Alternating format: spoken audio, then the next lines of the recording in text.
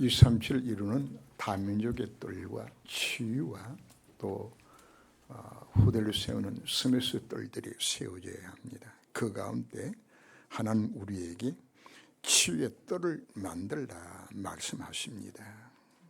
바로 치유의 뜰은 복음을 확산시키는 주님 주신 최고의 방편입니다.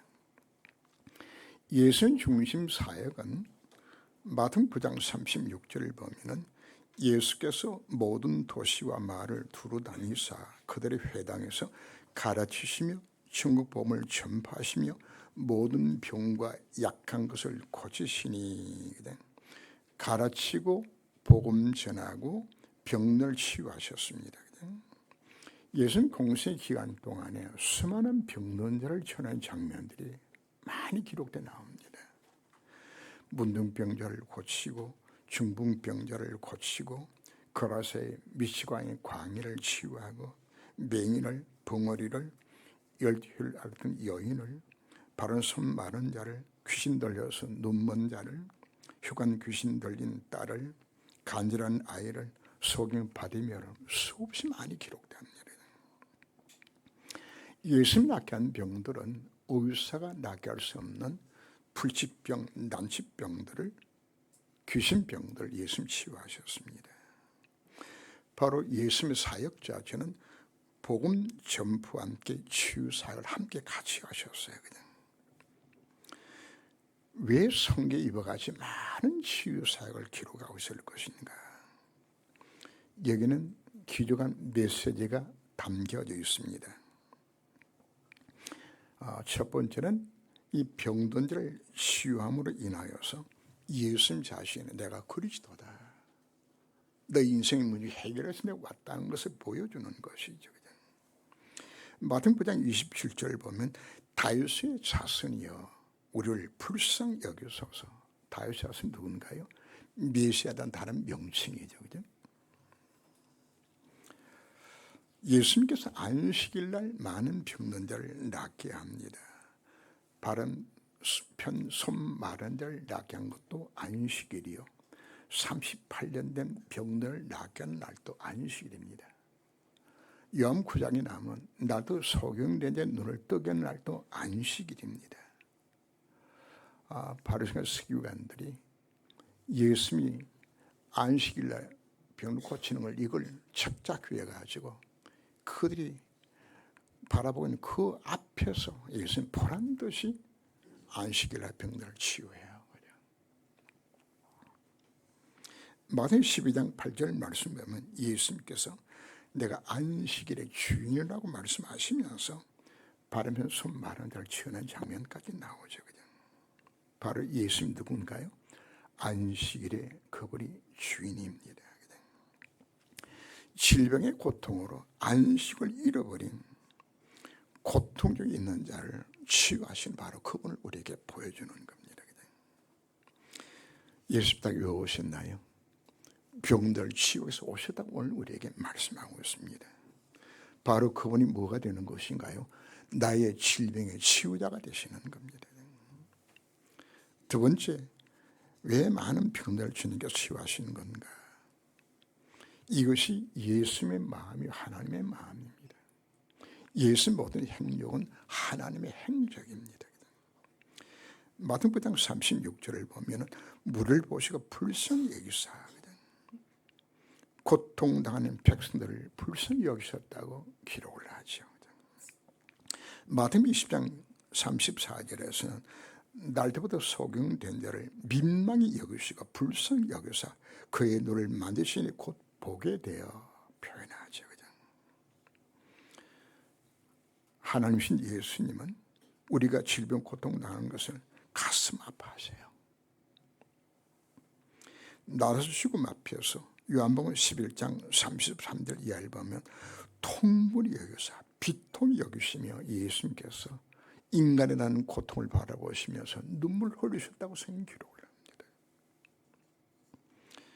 하나님의 자녀가 고통 중에 있는 것 주는 원치 않으시고 치유하시길 원합니다. 예수님께 찾은 모든 병든 자를 주님께서 치유하셨어요. 마태복음 8장 3절 말씀에서는 주님이 말씀합니다. 내가 원하노니 깨끗함을 받으라 하신대 즉시 깨끗해진지라 말하죠. 지금도 주님은 우리의 치유를 원하고 계세요. 세 번째, 예수께서 왜 수많은 병을 치유하시는 건가? 인간이 당하는 모든 형상장의 고통의 가장 절실한 현장이 바로 질병의 고통의 현장들입니다. 예수께 나가면 병 낫는다는 소문이 온 유대에 퍼진 거예요. 그래서 병 낫게 하는 것이 뭘까? 이게 플랫폼이에요. 플랫폼이죠. 이걸 통해서 수많은 병든 자들이 예수 앞에 몰려들기 시작하죠. 그냥. 바로 이들에게 뭐 하는 거죠? 천국 복음을 그들에게 전하게 되지는 거죠. 그냥. 바로 무리를 모을 수 있는 중요한 플랫폼이 바로 치유의 방법이라고 우리에게 말씀하고 있습니다. 일단 모여야 우리가 말씀 전할 수 있는 거죠. 그냥.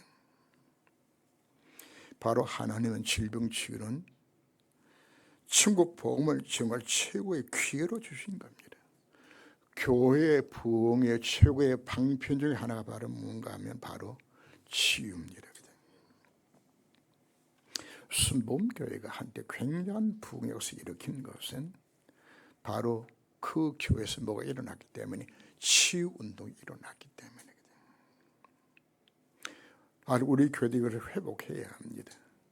그래서 앞으로 우리가 금요 기도 시간에 병든 자를 데리고 와서 함께 우리가 합심해 기도하면서 병을 치유하는 역사들이 교회 안에서 사실 일어나야 합니다. 교회 안에서 암병이 낫고 불치병이 치유가 되진다면 교회 안에 놀란 바람이 불리게 되지는 거예요. 제가 발견한 현장에서 제가 가면은 안수기도 밖에 사람들이 줄을 많이 서요. 근데 몇 명만 하고 이제 도망쳐 나오는데 이제 잡혀서 몇 사람 기도하고 나오는데 주로 이제 모두 많이 오는 것이가 아기 낳지 못하는 부부가 찾아와서 기도받으러 와요. 근데 그들 위해서 간절히 기도해주고 저는 잊어버리고 그냥 왔는데 다음에 가면은 임신했다고 선물 수들러 가고요. 자기 초청해서 음식도 대접하고 또한 저기는 그렇게 해서 아이를 낳아서 이제 한 18개월 되었더라고요. 자기 집에 초청해서 또 음식도 다시 대접을 하면서 저는 그런 생각을 갖습니다. 그냥 그 부모가 그 아이에게 뭘 말할 건가? 너는 어떻게 난 자식이다? 기도하고 난 아들이라고 그냥 이렇게 말하겠죠. 그냥 하나님 우리에게 치유의 정을 우리 약속해 주셨습니다. 그냥 나면서 목된 일을 사람들이 메우오니 초대교회는 예루살렘 성전 중심으로 이루어졌습니다. 그날 또 베드로가 요한과 함께 제9시 기도 시간에 뭐였죠? 정시도 한 거예요. 9시는 우리 시간을 보면 한 오후 3시쯤 되져요. 그 시간에 기도하기 위해서 올라가는 그 현장에서 하나님 역사 임함을 우리가 보게 됐을 때 기도가 이렇게 귀중한 것이죠. 자, 그럼 이 사람이 왜 안전병으로 태어난 것인가? 요즘 병면을 보면 소아마비가 아닌가 하는 생각을 갖습니다. 이 안전병이 된 것은 자기가 선택한 것이 아닙니다. 그럼 무엇 때문에 이 안전병이 안전병에 태어난 것인가? 바로 원죄의 결과로 태어납니다. 또 자기 자신의 잡음들을 인하여서 우리가 병이 걸리기도 하죠. 요한복음 5장에 나오는 38년 된 병론자를 예수님이 낫게 하신 이후에 다시 만나서 이야기합니다. 5장 14절을 보면은 보라 네가 나았으니 더 심한 것이 생기지 않게 다시는 죄를 범하지 말라 하시니 했는데 이 잡음죄로 인하여 오는 병도 원죄 결과로 우리에게 오는 겁니다. 우리 사회에 일어나는 나와 가정과 사회에서 일어나는 모든 근본 원인은 우리는 오늘 바르게 진단을 해야 합니다. 그래야 올바른 치유가 시작되지는 거죠. 왜 하나님 형상 지음받은 우리 인간이 행복을 다 놓쳐버리고 왜 이렇게 불행 속에 살고 있는 것인가? 왜 참 행복이 없죠? 하나님을 떠났기 때문에. 하나님 왜 떠났나요? 죄의 결과로. 까닭 모를 재앙과 실패 속에서 망할 운명 속으로 빠지는 겁니다. 한다는 그 영을 누가 지배하죠? 사단이 그 영을 지배하는 거예요. 그래서 우리는 망할 운명의 스케일 속에 내가 잡혀 있는 거예요. 이런 인생에 닥치는 모든 문제, 내가 선택한 것이 아니잖아요. 고속도로에서 큰 트럭에서 갑자기 바퀴 하나가 빠져가지고 굴러서 뒤따라오던 승용차에 그냥 앞유리에 그냥 가득 박아가지고 차가 그다음에 중앙선을 그냥 분리대를 바꿔서 뒤집어지고 말이야. 일가족이 다 비참하게 다 죽었어요. 그 1초 전까지도 그 일이 일어날 것을 몰랐어요. 비참하게 이런 일들이 일어나는 거죠. 왜 일어났을까요? 그들이 죄가 많아서 그런가요? 망할 운명 스케일 속에서 지금 당한 것밖에 사실 없는 겁니다. 법 없이 살아갈 정도로 정직하고 남을 돕고 착하게 살아도 그 사람에게도 암병을 불치병이 찾아옵니다. 자식도 다 망가지고요. 차라리 악하게 살다가 사기가 생겼다면 죄값이라고 이야기하겠는데 내 선행과 상관이 없이 인생 가운데 재앙에 찾아오는 것이란 말이거든. 아이가 태어났는데 장애아이가 태어나요. 뇌성마비로, 자폐로, 전응아로. 그 부모의 마음이 어떤 마음을 가질까요? 전생에 내가 무슨 죄가 많아가지고? 아닙니다. 원죄의 결과예요. 그 부모의 소원이 뭔지 압니까? 이 자식보다도 내가 하루 더 사는 거죠. 참을 눈물겨운 고백을 우리가 들어볼 수 있잖아요. 그리고 죄의 결과로 죄를 지을 수밖에 없는 죄성의 지배를 우리가 받게 되집니다. 인간이 얼마나 사악한 것인지, 이 땅에 일어나고 있는 모든 범죄의 사건들, 살인, 방화, 도둑, 사기 모든 것들이 죄성의 결과로 우리 가운데 찾아오는 겁니다. 끔찍한 전쟁이 일어나기도 하죠. 제2차 세계대전 때 히틀러가 일으켰는데 무려 3천만 명이 죽어요.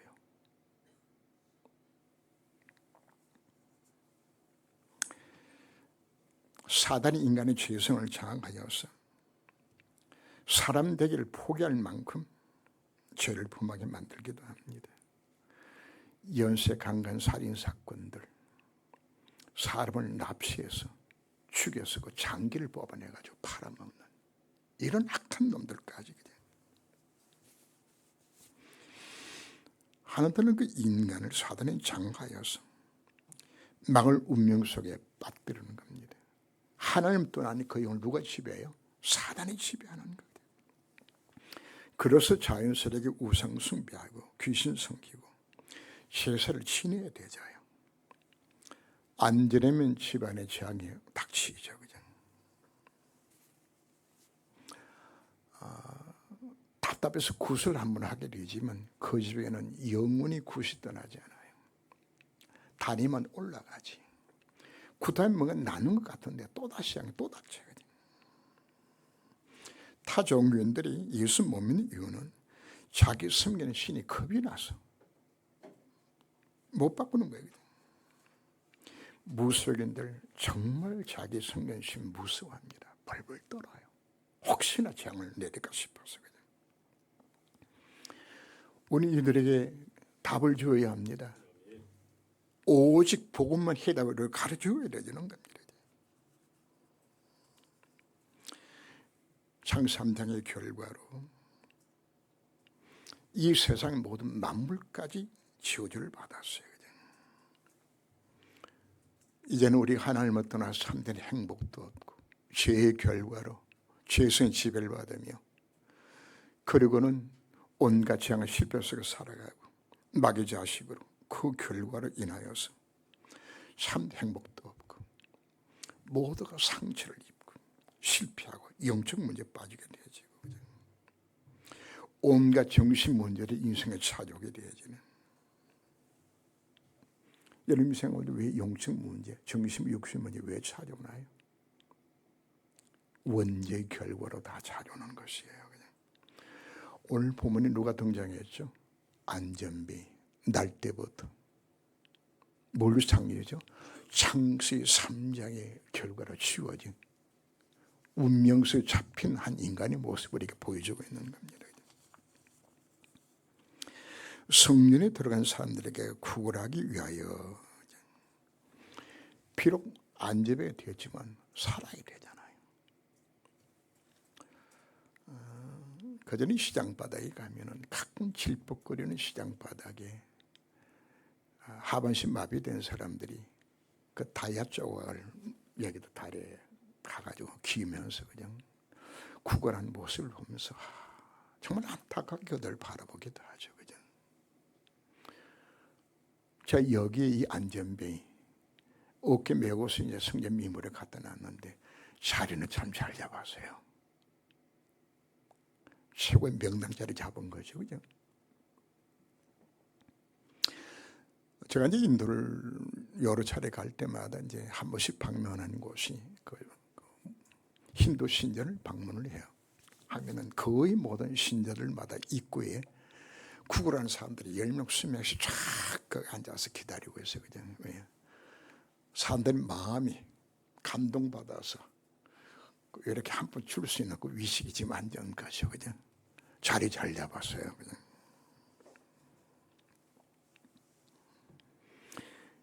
내 인생 가운데 창세 3장 결과로 망을 운명 속에서 까닭을 정한 실패가 찾아옵니다. 이때 사단이 우리에게 거짓 해답을 주어요. 첫 번째가 종교라는 해답을 주어요. 하나님을 찾고 싶어하는 그 마음을 이용해서 여기 하나님 있다 하고 만드는 거죠. 기독교 이외의 모든 종교는 귀신이 만들었고 귀신 섬기는 거예요. 그 귀신 섬기면은 문제 해결될 것을 생각하고서 열심히 귀신을 섬기죠. 인생의 재앙과 실패가 찾아오게 되지만 더더욱더 귀신을 섬깁니다. 국가나 조직의 문제가 생기면은 뭐도 할까요? 밀검과 거무신에게 자기 자식까지 덜어요. 오직 답답하면. 우리나라에도 에밀레종이 있어요.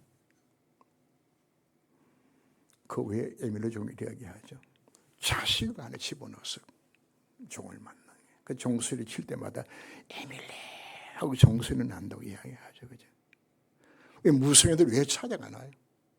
답답하니까 지금 찾아가는. 답이 없으니까. 그런가 하면 혹시나 열심히 귀신 더 숨기면은 집안의 문제 해결을 받을 것 같아서 전례관에 찾아가서 108배하고 1000배하고 심지어는 3000배 하면 여러분 하루 종일 해야 돼요. 그럼 문제 해결되는 것인가요? 혹시나 귀신한테 재물 갖다 바치면 잘 될까 싶어서 절간도 짓고요. 팔만 대장을 왜 만들었나요? 고려 때에 원나라의 침공을 몽골 침공을 받은 나라가 멸망 즉 이렇게 되었을 때 혹시나 이렇게 불사 일으키면은 부처가 좀 봐주지 않겠나고요. 오직 답답은 이렇게 살아갈 거예요. 행복이 없은 인간이 문화를 만들어요. 그건 어떤 문화도 참 행복 없어요. 먹는 거, 여행, 스포츠 많은 문화를 만듭니다. 그러나 전도서 2장을 보면은 어디 행복이 있는가 싶어서 다 찾아봤지만 없다고 솔몬이 고백을 해요. 없어요. 문제 해결되었은 인간이도 뭘 만드나요? 문명을 만들어요. 의술을 발달시켜요. 자연과학을 발달시켜요. 아무리 문명이 발달해도 인간의 낙천 지향 실패 못 피해요. 망할 운명을 바꿀 길이 없는 것이라고요. 성년 미문에 앉은 안전뱅이 도움을 주는 사람이 있었지요. 사랑의 봉사자들입니다.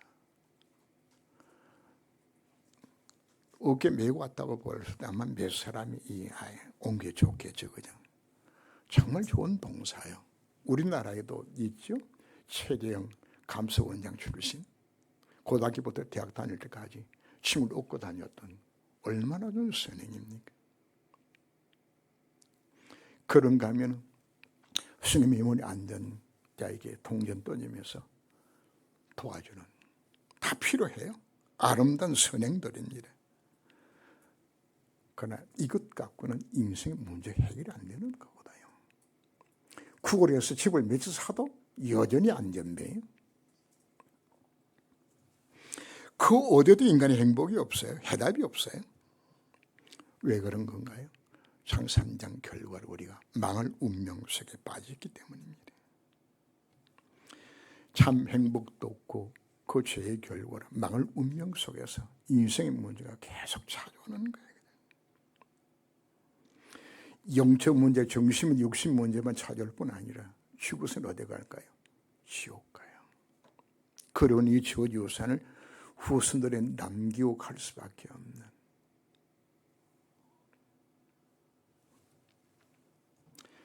이 문 해결해 보려고 노력을 많이 해봅니다. 돈도 벌고 성공, 그걸로 인생의 문제가 해결되지 않아요.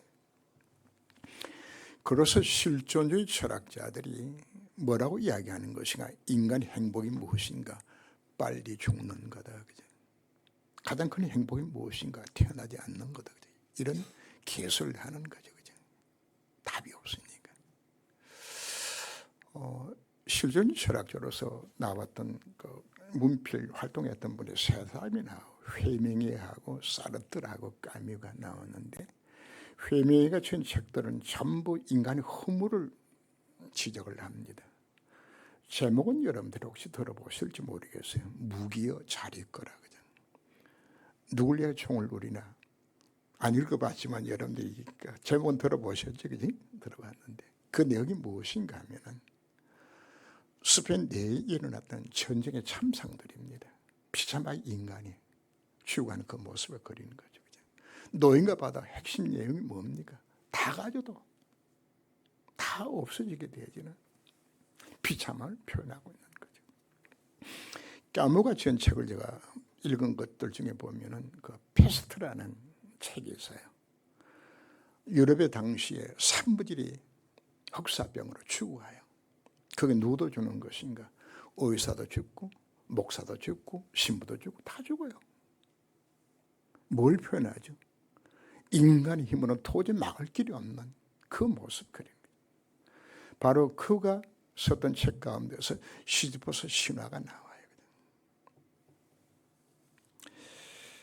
신의 그 형벌로 인하여서 인간이 돌멩이 굴려서 언덕 위로 끌고 올라가게 되지만, 다 올라가면 이제 끝인 줄 올라가는데, 다 올라가면 거기서 그 신이 발로 걷어차서 그 돌을 다시 떨어버리면 数킬로로 흘러가면 거기서부터 또 다시 굴려서 언니 올라가는, 그걸 인간의 모습을 그렇게 표현하고 있는 겁니다. 창세 3장에 놓인 인간, 어떤 무엇으로 해답이 없어요. 우리는 세상을 무엇으로 진단할까요? 여러분 인생이 어디에 걸려 있는 거죠? 인간이 먼저 지금 어디에 걸려 있는 것인가요? 바로 원죄 아래 놓인 인간의 모습을 이렇게 그려주고 있는 겁니다. 인간에게는 방법도 능력도 없어요. 찬송가 486장을 보면은 이생 근심된 일이 많고 참 평안을 몰랐구나. 이 세상에 공간 일이 많고 참 쉬는 날이 없었구나. 이 세상에 죄악된 일이 많고 참 죽을 일 사였구나. 이게 이 세상의 모습입니다. 근데 오늘 뭐가 나왔죠? 나스 예수 그리스도 이름으로 일어나 걸으라고. 40년 동안 안전뱅이로 쿨했던 불쌍한 안전뱅이가 오늘 누구를 만났죠? 베드로 요한을 통해서 예수를 만난 거예요. 바로 베드로 만나서 새로운 인생의 전환점이 시작되는 겁니다. 성전 미문에 앉아서 아마 최소한 30년을 그것을 구걸 했겠는데 단 한 번도 성전 못 들어갔어요. 하나님 만나지 못했어요. 그가 베드로를 통하여서 예수를 만나게 되어졌을 때 운명이 바꿔진 겁니다.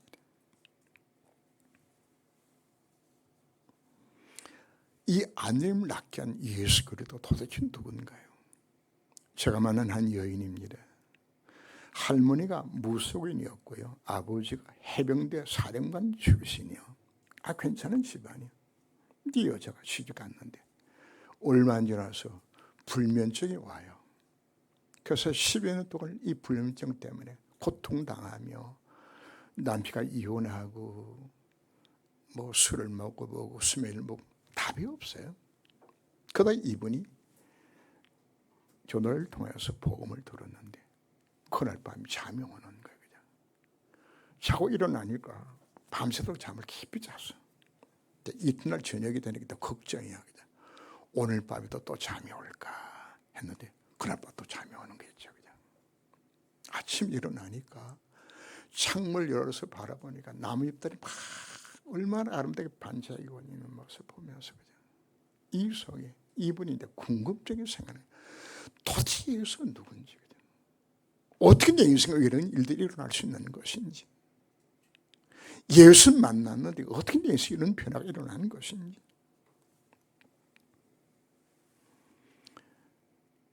우리 인생이 무엇 때문에 망가졌나요? 사단에 속고 죄를 봉을 떠나서 멸망상에 빠졌을 때 하나님 우리 인간과 의논하지 아니하시고 처음부터 구원의 길을 여셨죠. 여인의 후손을 보내겠다. 왜 남자의 후손이 아니고 여인의 후손을 약속하신 건가요? 죄 없는 사람이 필요하기 때문에. 이사 7장 14절 말씀에서 바로 처녀가 아를 낳을 것인데 그건 누구라고요? 하나님 인간 세상에 개입하시겠다고. 왜 인간이 필요하죠? 창세기 2장 17절 말씀에서 이 열매를 먹는 정령 취급을 했기 때문에 누군가 대신 죽어야 되잖아요. 바로 죄 없는 인간을 하나님이 개입하셨습니다. 왜 하나님 왜 필요할까요? 만백성의 모든 진노를 감당해야 되기 때문에. 더 중요한 것은 하나님만이 사단을 꺾을 수 있기 때문에. 왜 하나님 오셔야 되는 것인가? 그분이 생명의 주인 되셔서 그분이 부활하셔야 하기 때문에. 죽은 자가 살려면 뭐가 필요하죠? 바로 생명의 주인 되신 그분이 하나님이셨기 때문에 부활하신 거예요. 우리 3월 마지막 주일 우리가 부활주로 지킵니다. 바로 그분이 그날이 뭐 하신 날이죠? 내 인생의 모든 문제 해결하고 선포하신 날이 바로 부활주일입니다. 그래서 그분이 다 십자가 부활로 완성하시고 우리에게 뭘 주셨나요? 하나님을 만나는 길 우리 열어주신 거예요. 무엇이 구원이죠? 인생의 모든 건 어디서 왔나요? 하나님을 떠나서. 내가 예수 영접하는 바로 그 순간에 내 영이 하나님을 만나는 거예요. 그게 구원이요. 바로 그때 뭐가 회복되어지는 거죠? 내 안에 하나님과 교제함 예를 나눌 수 있는 하나님 모든 좋은 것을 누릴 수 있는 새 생명에게 주어지는 거예요. 하나님 형상이 회복되어지는 것이 바로 그 순간. 예수 영접하는 바로 그 순간에 내 안에 누가 오시는 거죠? 내 모든 죄 문제를 해결하시고 죄의 결과로 망할 운명속에 빠진 내 인생을 바꾸는 그분이라고 함께 하시는 거란 말이에요. 죄의 결과로 인해서 모든 저주장 실패 그분이 법적으로 내 모든 문제를 해결하셨습니다. 생명의 성령의 법이 죄와 사망의 법을 해방시켰다고 우리가 말씀하고 있는 겁니다. 여러분, 왜 예수 만나는 자들마다 왜 질병의 고통에서 회복되어졌죠? 예수는 누군가요? 죄와 함께 죄로 인하여 찾아온 모든 저주장 실패 모든 질병 법이 다 끝낸 거예요. 죄가 없으면 질병도 없어요. 다 끝나는 것이에요.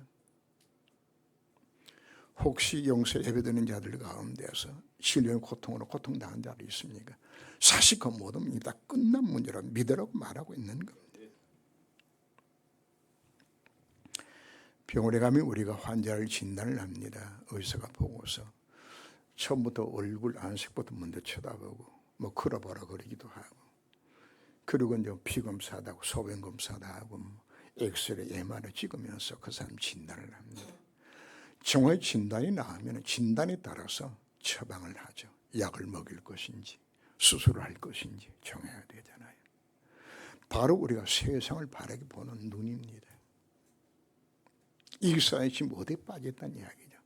창세기 3장 결과에 지금 다 묶여있는 것이란 말이에요. 그 결과로 크든 작든 인생 낚인 모든 문제 뭐 때문에 찾아왔다고요? 하나님을 떠나서 죄의 결과, 사단을 사로잡혀져서 여기서 우리 인생이 찾아오는 망할 운명의 시간표 속에서 내가 이렇게 어려움을 타고 있는 것이란 말이에요. 이 문제의 유일하고 완전한 해답이 바로 예수 그리스도입니다. 지금 나와 함께 하시며 내가 믿는 그 예수가 내 인생의 모든 문제 해결 해답이 되시 내가 정말 믿을 때에 오늘 안전배가 베드로 만나서 일어난 것처럼 바로 그 증거를 우리가 주시겠다 오늘 우리에게 약속을 믿으라고 말씀하는 겁니다. 베드로 요한이 누군지를 안전배가 몰랐어요. 그래서 동전 몇 푼 얻을까 싶어서 쳐다보고 있죠. 많은 성도들의 신앙생활을 이렇게 해요. 교회 와서 동전 얻으려고 그 몇 푼 좀 도움 받기 위해 가지고. 여러분 예수 왜 믿나요? 혹시 교회 다니고 예수 믿으면 예식 자식 잘 되고 우리 집 건강해지고 사업 잘 될 것 같아서 여러분들이 예수 믿나요? 꼭 누구처럼? 동전 바라보고 쳐다보고 있는 것처럼. 여러분 누구를 만나야 될까요? 내 인생의 모든 해답은 그 바로 그분을 바라보고 그분을 우리가 믿으라고 우리에게 말씀하고 있는 겁니다. 베드로 요한이 주모가 이르되 우리를 보라고, 우리를 보라고. 은과 금은 내게 없지만은 내게 있는 것으로 네게 주노니 뭘 주었죠? 나스라 예수 그 이름을 이나 그러라고 외쳤죠. 하나님은 지금 나의 모든 형편사정 다 알고 계세요. 지금 내가 갖고 있는 그 문제의 유일하고 완전한 해답이 누구라고요? 그리스도가 해답이에요. 그래서 오늘 우리에게는 누구를 바라봐야 될까요? 주목하여 누구를 봐야 될까요? 예수 바라보라고. 예수 바라보라고. 히브리 12장 2절 말씀 보면 너희 무거운 것과 얽매기 쉬운 죄를 벗어버리고 믿음의 주여 온전케 하시는 예수를 바라보라고. 오늘 우리는 누구를 바라볼까요? 믿음의 주여 온전케 하시는 예수, 그분 바라보라고. 우리는 얽매기 쉬운 죄에 묶여져 있어요. 무슨 죄일까요? 불신앙의 죄예요. 사실 예수 안 믿는가요? 예수 그리스도 정말 맞습니까? 그분 내 인생 모든 해결해서 정말 믿어집니까? 안 믿잖아요. 죄 중에 무슨 죄가 가장 큰 줄 압니까? 하나님 안 믿는 거예요. 사실은 불신앙의 죄예요. 그러면 바라보면 오늘 우리에게 뭐가 일어난다고요? 아니 일어난 것이 이 역사를 우리에게 약속해 주셨는데 믿고 정말 구하시길 바랍니다. 내 영혼의 주님을 만나면 지금 안집에 일어날 그런 것처럼 내 인생에 이 역사 일어날 거 우리에게 약속해 주셨습니다. 바로 오늘 이 언약의 말씀을 각 절마다 가슴에 담고서 그렇다. 지금 내게 계신 바로 그분, 내가 믿는 예수 바로 그분이 이분이나 함께 하시는 것이라고. 지금 내 인생에 닥치는 이 모든 문제 그분이 해결자가 되셨구나. 이 사실을 정말 마음에 담으시고 그분을 악마하고 바라보셔서 진정 해답을 얻을 수 있는 오늘 예배가 되시길 주 이름으로 축원합니다. 기도합니다. 하나님, 예수는 그리스도입니다. 왜 내 인생 가운데 안지배와 같은 이와 같은 문제가 왜 생겨났나요? 내가 선택한 것이 아닙니다. 원죄의 결과로 내 인생에 수많은 문제가 생겨나졌습니다. 그러나 사단 원리 속에서 거짓 해답 우리를 지금까지 속여왔습니다. 예수만이 해답입니다. 우리는 그분을 믿고 영접하였고 지금 내 속에 그분이 계심을 내가 확신합니다. 이제 믿음의 주요 온전케 하시는 예수를 정말 바라보고 안집에 일어났던 그 놀라운 증거들이 우리 모두 성도 각자에게 임하는 축복된 시간 될 수 있도록 이 언약적 하나님 앞에 정말 기도하고 도전할 수 있는 시간대까지 하나님이 간섭하시며 축복하여 주옵소서. 주 예수 그리스도 이름으로 기도합니다. 아멘.